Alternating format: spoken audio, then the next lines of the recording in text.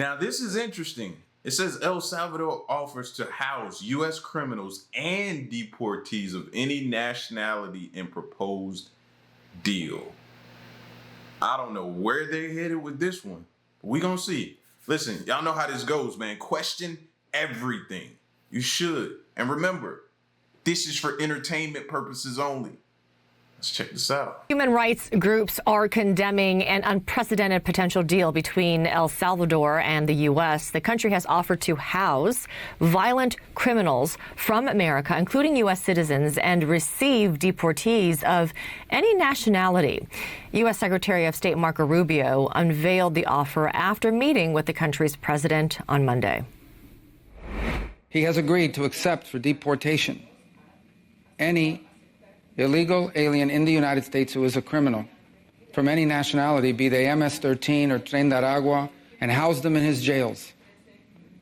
And third, he has offered to house in his jails dangerous American criminals in custody in our country, including those of U.S. citizenship and legal residence. All right, y'all about to send me down a rabbit hole. Like, what? Somebody please explain to me what an El Salvadorian, excuse me for mispronunciation of it, an El Salvadorian prison looks like. What's the conditions like? Because he's saying this, like this is about to promote fear in a lot of people. So I'm traveling down that rabbit hole tonight. No country's ever made an offer of friendship such as this. Well, El Salvador says it will take a fee to house convicted criminals in its mega prison. The country has one of the highest incarceration rates in the world. CNN contributor Stefano Pozzebon is tracking the story from Bogota, Colombia, and he's joining us now. Stefano, aside from the fee the country will be paid, I mean, what's in it for El Salvador? Is this all about the money, or is it about trying to gain favor with the new administration? It definitely is about gaining favor with the new administration. We know that President Bukele of El Salvador has had personal relationships with both Donald Trump and, of course, with Elon Musk in the past. He's a big friend of big tech down in Central America. But I think here there is a very important precision to make out that despite outstanding the idea of deporting U.S. convicted criminals, American citizens that are serving a sentence in the U.S. and moving them to El Salvador, as Marco Rubio appeared to suggest was on offer late last night. There is one important clarification to point out. Take a listen to what one of the professors that we spoke with told me yesterday about this potential deal. People who are... Bruh, if what I saw in that picture is an indication of anything what that prison is like, can you imagine how, because maybe you haven't heard, but some people speak about our prison like it's a cakewalk. They don't mind going to jail. They look forward to it. It's 3 hots and a cot to them, and it's like the Ritz-Carlton to them, and they don't care. They care about going to a prison that look like that. That ain't something you brag about. Whoa. But I can see where the human rights is coming into play as well. So, alleged gang members who have not yet been convicted of a criminal violation have still only, if they are undocumented, only violated a civil code, not a criminal code. So the idea of using this alleged category, this very loose and overly flexible category to detain, incarcerate, and potentially deport, not even to a country of origin, I mean, it really does undermine the credibility of the United States as a rule of law-based country. And Amara, that distinction is crucial here because under the new state of emergency law that Nayib Bukele passed in El Salvador in 2022, there is no distinction between alleged and convicted criminals. The police has the authority to detain any person on the suspicion of being part of a gang, maybe because they have tattoos, maybe because they are seen hanging out in neighbors that are under the control of the gangs. And that's why human rights organizations in El Salvador are telling us that they believe that out of the 82,000 people that have been detained in the last 2 years, several tens of thousands of them are actually innocent. And so the idea for the United States to handle their gang problem and the problems that these transnational gangs like that's scary right there, to be profiled because of your tattoos, and your tattoos don't even really mean that, and you're detained. That's scary right there if that's the case.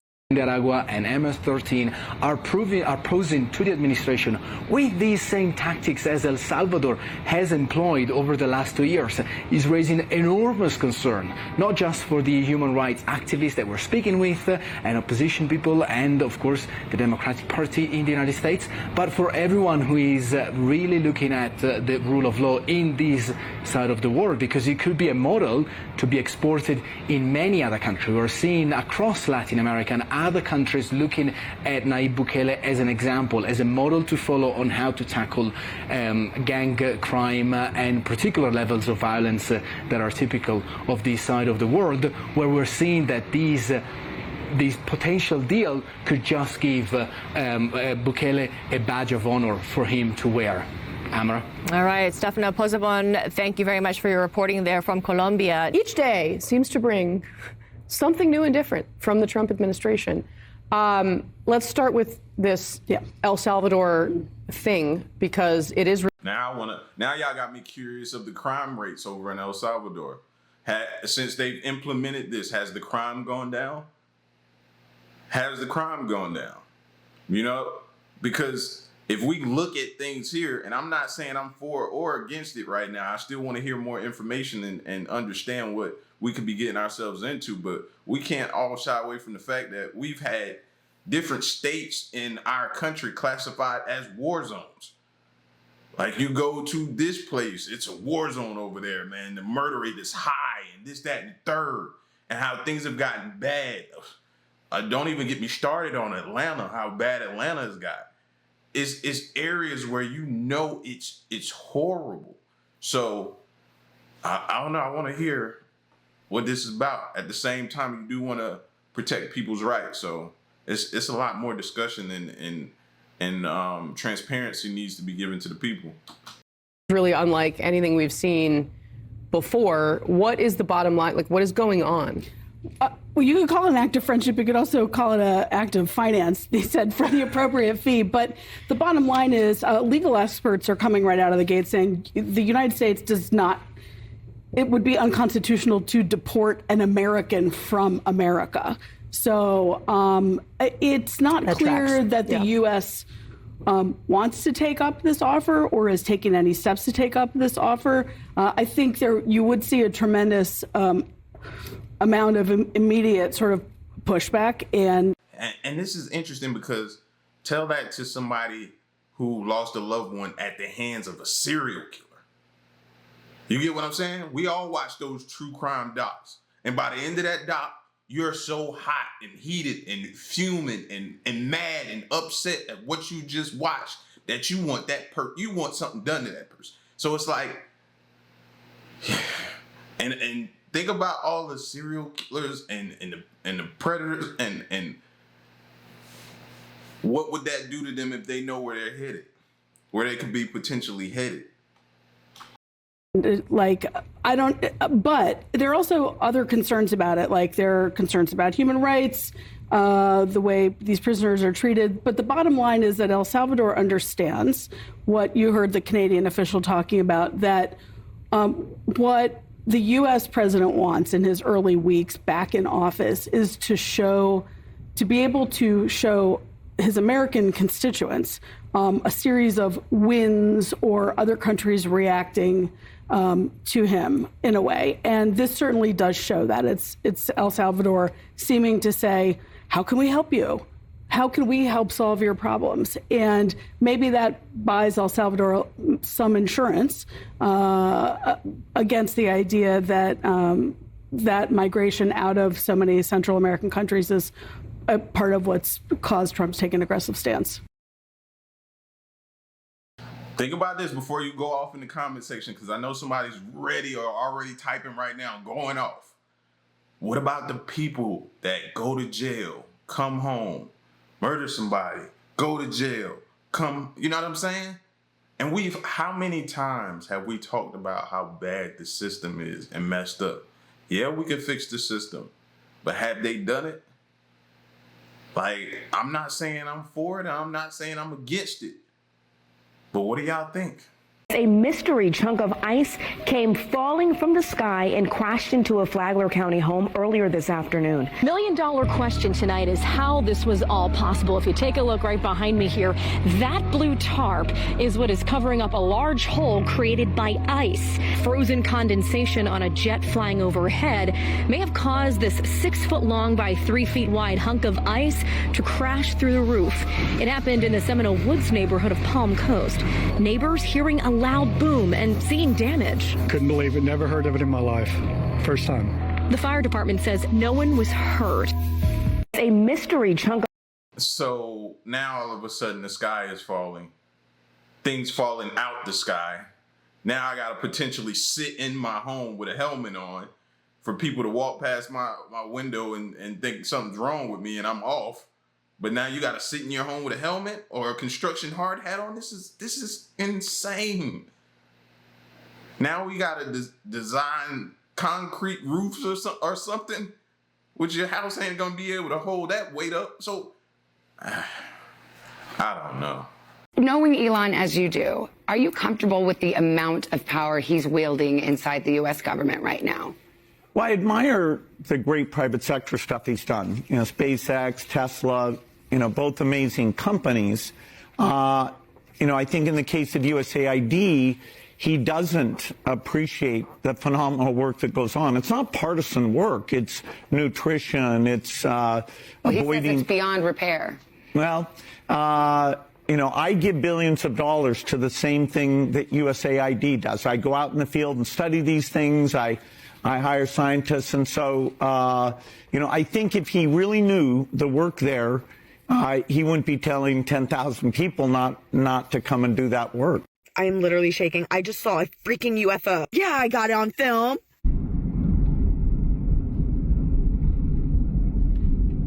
Bro, what is that?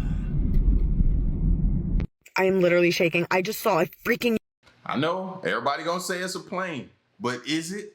And are you sure? Bro, I was coming home last night and I'm literally trying to drive and I'm looking up and I'm seeing so many different drones all over, bro. I wanted to pull over, but at the same time, I was like, I need to get home to the family.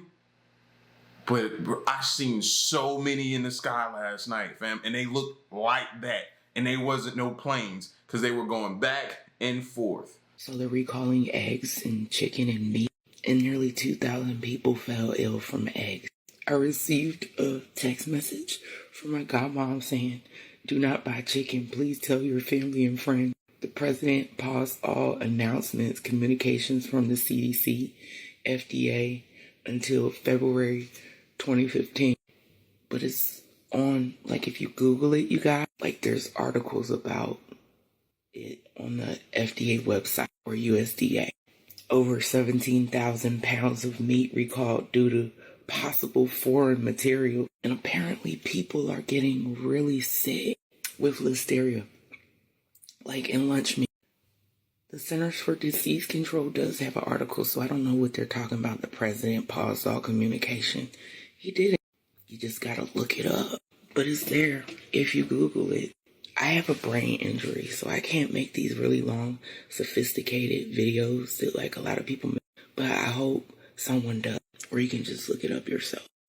So they're recalling. The days of you sitting around waiting for them to bring you or put the news on and tell you about all this stuff is over. You have to actively search. I bring you as much as I possibly can over a wide variety of topics. Try to keep it diverse of different things that you need to know, but there's no possible way I can cover everything.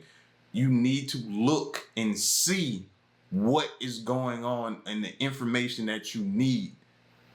I'm telling you, bro, just sitting around thinking they're going to, no, them days is over. Check this out, y'all. They done had a recall on the broccoli in 20 states talking about it's a listeria contamination. Now this disease or this illness is very, very severe and fatal in young children, the elderly, and people with weakened immune systems. So with that being said, stores like Walmart is urging you to go check your freezer for broccoli and throw it out if you have it, please. Listeria is like COVID-19 cousin. It comes for the weak and immune systems, the elderly, and the young children. Tell your kids, don't eat their greens. We got planes falling out of the sky. They having a recall on eggs, broccoli, beef, milk. What? What's next? Rice? You heard me? Potatoes? What's next? Lotion? Deodorant? We gonna wake up and it's gonna be a power outage? Like, America got too much going on right now. I ain't feeling this, so y'all, go to them freezers, throw that broccoli out. Go throw that broccoli out now. Check this out, y'all. Like, the way I put it is like, the way other countries are watching us is like, we're the movie. They are in their seats. Their country has their seats, and they're sitting back watching in America, and we're the movie. And they're just sitting there eating their popcorn and watching everything we're going through in this movie that we're going through. It's crazy right now. It is crazy. Like, I so bad want to hear from some people from the other country as to what they think about what Americans are dealing with as far as the food goes, travel goes, as far as everything that is happening right now. What do they think about our movie that's playing out right in front of them? These popular sodas have just been recalled. As of January 28, 2025, Coca-Cola issued a recall on Fanta, Sprite, and Coca-Cola due to excessive amounts of chlorate, as well as Fused Tea and Minute Maid. Chlorate is the byproduct of chlorine that is created when disinfecting many drinks, but if too much of it is consumed, it becomes toxic. Overconsumption of chlorate can lead to fatigue, nausea, and vomiting, and in more serious cases, kidney damage and death. Additionally, this is even the first time Coca-Cola recalled their products recently, because just a few months ago, they issued a recall on some of the same sodas because of potential metal splinters in their products. And I don't even gotta explain why that's an issue, but all I know is I'm gonna think twice before drinking these sodas now. Because not only are they filled with nothing beneficial to you, they also might contain extra that's not even intentionally put in them. But anyway, if this video was informative, be sure to leave a like and follow for more videos. Look at that list right there.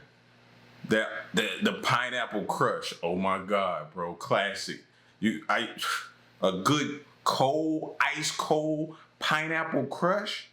I used to crush it.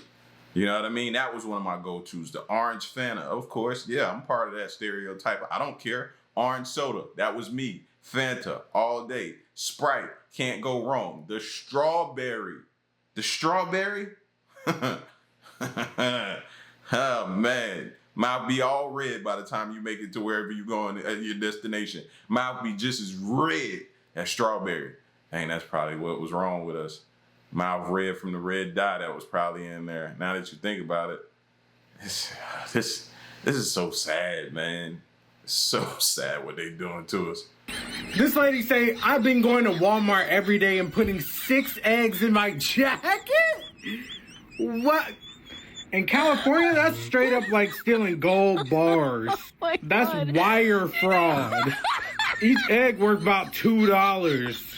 People crazy. This lady. So who gonna do it? Who gonna be the first one to do it? Snitch. Who calling the police right now? You got an address? Huh? Like eggs? No. You gotta go do jail time. Hard time for them eggs. Yeah. You gotta go do hard time for that, bro. You know how bad people need eggs right now? Yeah. I know y'all would call the police if y'all knew the address. I feel really stupid over what just happened. I got scammed out of all my crypto, over 5,000 euro worth.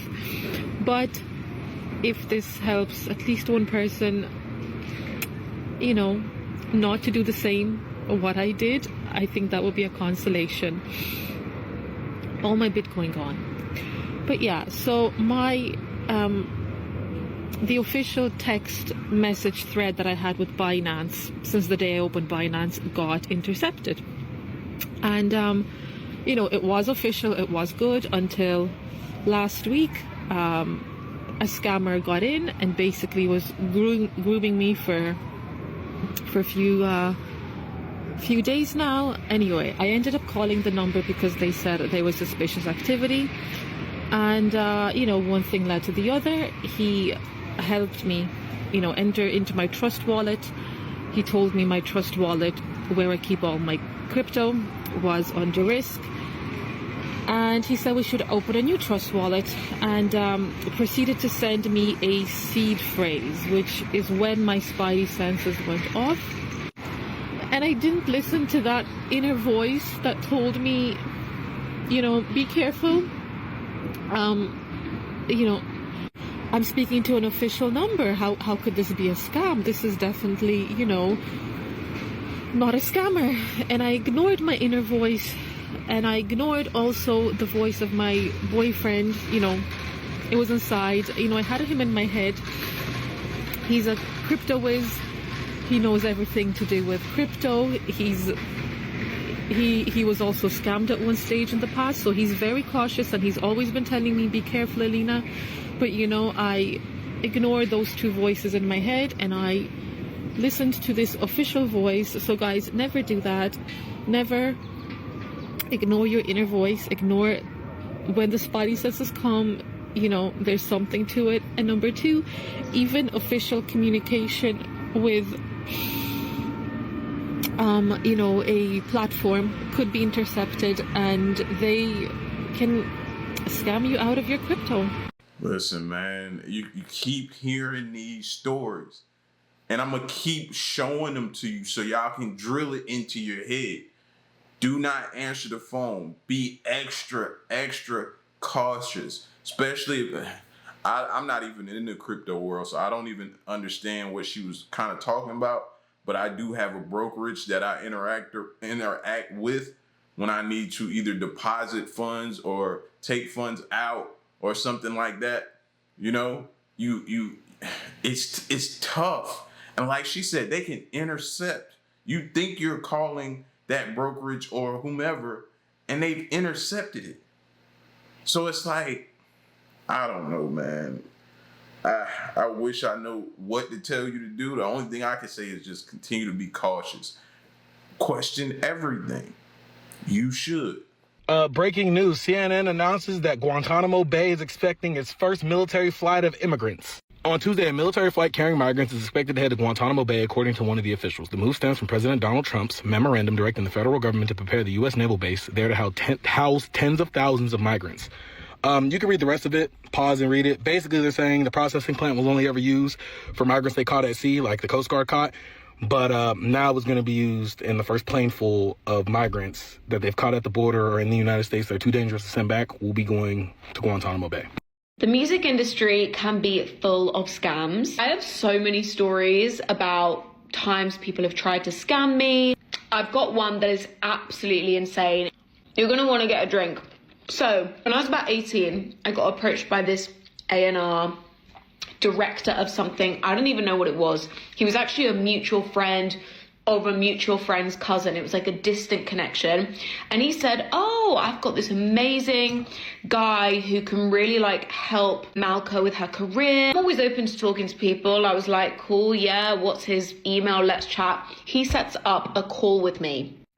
Now, this call had so many red flags, I should have hung up about 12 times. 2-hour phone call, basically a pitch. This guy was saying that I was going to move to New York, stay in his apartment. He was going to make me an album. We were going to produce the album together. He was going to mix it, master it, help me promote it, all of this stuff. He even started blabbering on about some really amazing chicken shop that was across the road from this apartment. Guys, I'm not even joking. The whole time I was like, like, I knew this was weird and this was dodgy. First of all, I wasn't going to be living in some New York apartment with some random man. I also didn't have the balls at the time to just be like, do you know what, I'm not interested. So I was like, oh, cool, like, sounds interesting, like, email me the details, whatever.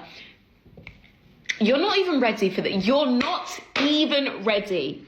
Do you want to know how much he was charging for this album creation where I would have to fly myself out to New York and pay rent and all of this stuff? 1 million euros. First of all, why this man thought I had 1 million euros, I don't know where he got that idea from. I was literally like, surely this is a prank. Surely this is a prank. 1 million euros. So I was living in Spain at the time, so euros was what we were using, but 1 million euros to go and stay in New York with some random man because there's like a really good chicken shop down the road while we make like 10 songs. The music industry can be crazy. There are people that will literally have no shame. And also, I didn't even say the worst part. When I basically replied no, he was so pissed off. He was like, this is the biggest mistake of your life. You don't know what you've done. You wasted my time, blah, blah, blah. Absolutely insane. And the worst part is I've got lots of stories like this. If you're in the music industry, you know, like, there are so many weird people out there that are going to try and... So keep your wits about you and let me know if you guys want more stories like this. So if you're so good, then why are you trying to sell me or sell yourself to me so bad and getting upset about it? If you can make anybody a star and go do it with somebody else, you should be able to do that no problem, right? Why are you so upset that I don't want to do this? Red flag. Huge, huge red flag. I think she dodged the serial killer. I think she did. More to the issue of rising health insurance costs. The family of a man who died after an asthma attack wants answers about the cost of his inhaler. This morning, a Wisconsin couple is describing their heartbreaking loss, saying their son died from an asthma attack after choosing rent over medicine. Walking into that ICU and seeing him like that, there's no way to prepare a parent for that. 22-year-old Cole Schmitnick treated his asthma with an Advair inhaler, costing $66 a month. But last year, his family says Walgreens told him the inhaler was no longer covered by his insurance and would cost $539, 8 times more. Unable to afford it, Cole left the store without it. He made $19 an hour. He worked full time. He had his own insurance. However, he couldn't afford $539.19. 5 days later, Cole's family says he suffered a severe asthma attack, later dying at the hospital. His family is now suing for negligence, arguing Optum Rx, a subsidiary of United Health Group, should have given Cole advance notice. They also claim Walgreens should have contacted Cole's doctor or offered him a more affordable workaround. We had to fight now on his behalf and be his voice for justice, not only for him, but for all of us. Walgreens said it could not comment due to the pending lawsuit. Optum Rx said it's saddened by Cole's story, adding his case was handled consistent with industry practice and the patient's insurance plan design. Just last month, the top manufacturers of inhalers, including the one Cole used, agreed to cap the cost at $35. State Farm. To the issue of rising. Bro, you know what movie keeps coming to mind when I hear these healthcare problems and issues and stuff like that? John Q. Like, there's no way a person should be denied. Like, I know a lot of people that ain't finna pay that, myself included. How? You're already paying rent. You're already paying insurance. You're already paying electric. You're already paying water. You're already paying for your food. You're already paying, like, gas is high. Who can do that on some of the salaries out here? It's not possible. So there should be some type of way. I don't know, man. This stuff shouldn't keep happening, and it's not right. People ordering breakfast at Waffle House locations across the country are now paying 50 cents more per egg. The restaurant chain says it added an egg surcharge because of higher prices. Egg prices have soared amid a shortage following a bird flu outbreak. Waffle House says the surcharge will only be in place until egg prices come down. There are no locations here in California. All right. Waffle House staff and customers ain't the type of customers you want to play around with. You better let them know. You better let them know gently. You know, brawl break out in Waffle House at any moment. And yes, it could be over eggs. Something as simple as eggs. It'll go down. It'll definitely go down.